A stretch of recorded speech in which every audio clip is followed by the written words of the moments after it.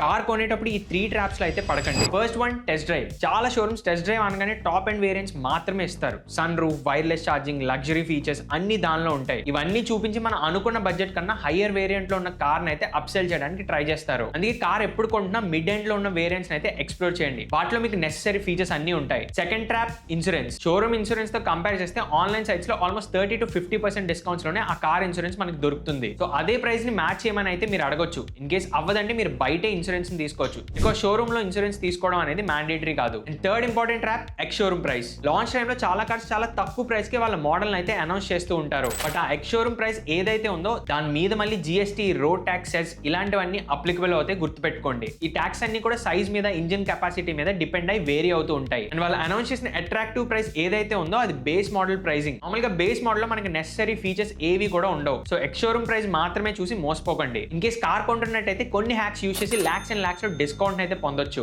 అవన్నీ కలిపి ఒక కాంప్రహెన్సివ్ వీడియోని అయితే చేసాం. అది టైటిల్ కింద ఉంచుతున్నా, చూసేయండి. వెళ్లే ముందు సబ్స్క్రైబ్ చేసుకోండి.